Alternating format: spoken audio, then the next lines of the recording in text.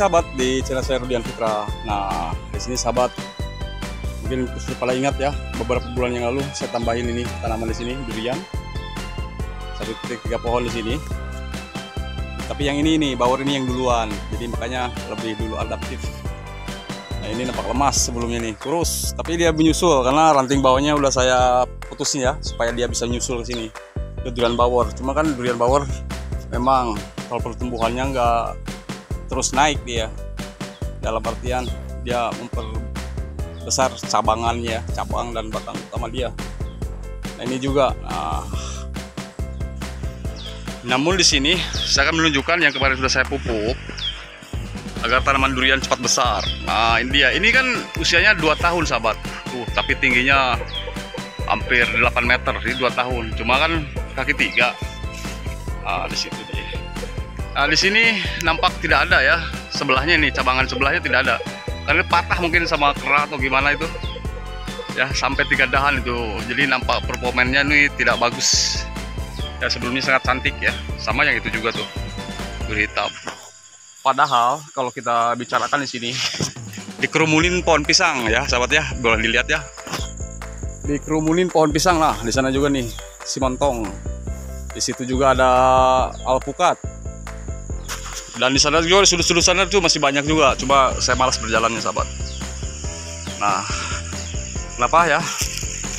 Kok masih bagus aja ya di tumpang sari dengan pohon pisang. Jadi itu gini sahabat ya, pohon pisang itu memang mengganggu sebenarnya akarnya ya, rebutan unsur hara gitu ya maksudnya. Akarnya bisa menyerang unsur hara yang ada dalam tanaman durian di sini yang kita pupuk kemarin, contohnya ya seperti itu. Yang penting kan gini, kita logikanya. Ketika ini tanaman durian ini kita pupuk, terus pohon pisangnya tidak diberi pupuk, nah itu jelas sahabat ya, jelas ini dikeroyok nanti makanannya kan gitu. Nah kan gitu. Jadi padahal kalau kita tuding-tudingan yang membahayakan tanaman durian itu kan sebenarnya tidak ada di dalam literasi seperti pohon pisang.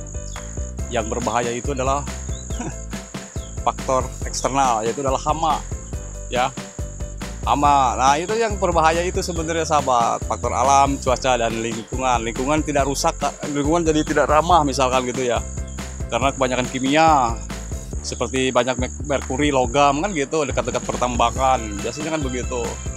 Terus kita melakukan penyemprotan herbisida karena ingin lening kan gitu ya, ingin lening. Tahu-taunya kita nyemprot itu tidak kontrol. Nah, biar bagaimana sekontrol apapun kita nggak bisa lawan alam sahabat ya. Di situ ada arah angin, arah mata angin kemana kan kita kadang keder. Orang yang kerja itu kalau lagi capek keder sahabat ya. Kita asal semprot aja, yang penting cepat kelar kan gitu. Kejar waktu, yang penting udah gajian kan gitu. Tahu-taunya ini terpapar oleh uapnya. Uapnya saja sudah berbahaya kan begitu.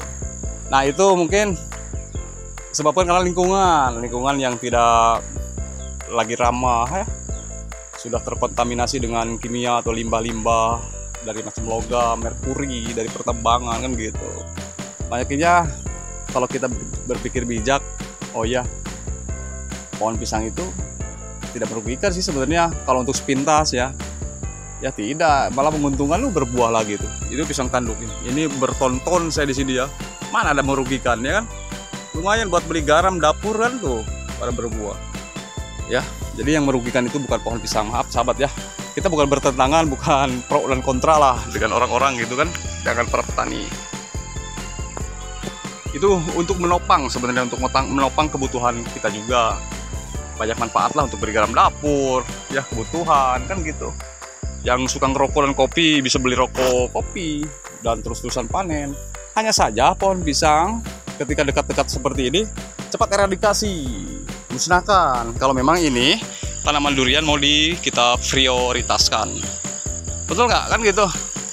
Karena kan berhubung durian ini jangka panjang, lama berbuahnya, butuh waktu 3-4-5 tahun. Saya tanamilah pisang tanduk yang butuh waktu hanya sekitar 7 bulan saja. Dari mulai awal tanam, bibit yang bagus, pemilihan bibit yang bagus, cara memilihnya, cara bikin lubangnya seperti apa, bikin lubang dulu, ya terus bikin lubang, banyak-banyak bikin lubang, biarkanlah.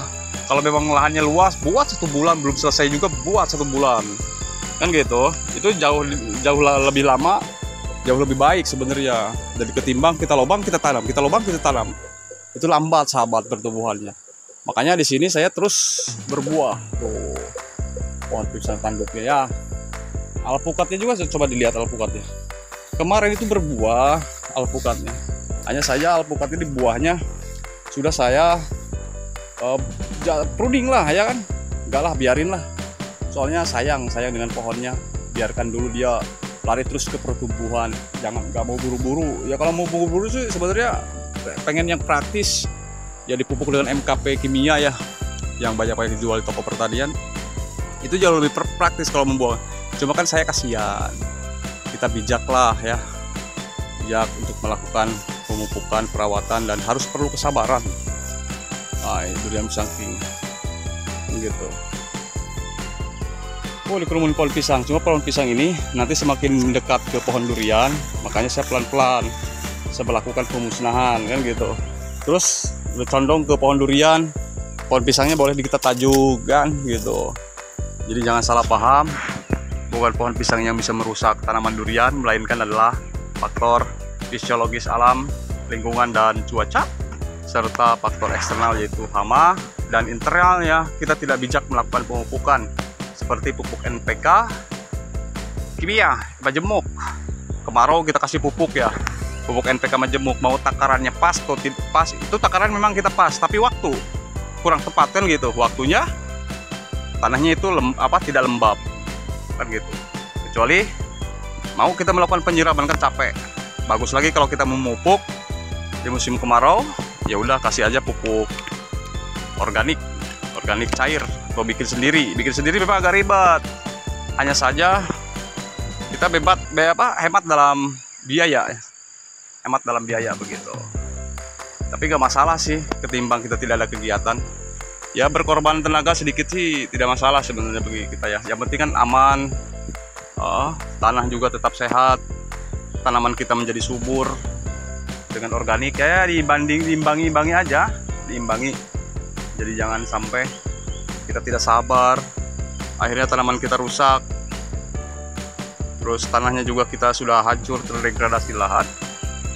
Oke, kita pupuk kimia, mungkin cantik, sehat, glowing, estetik.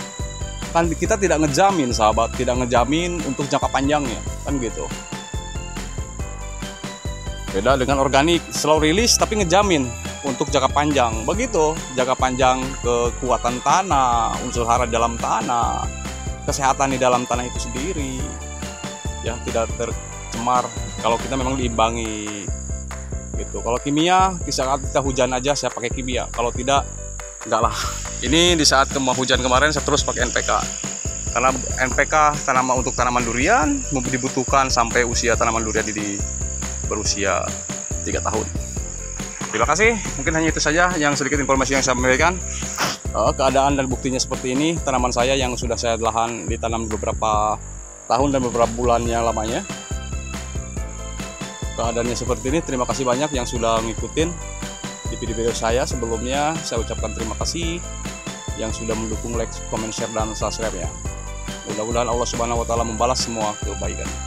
Terima kasih, sampai jumpa lagi di video saya berikutnya. Dan akhir kata, assalamualaikum warahmatullahi wabarakatuh.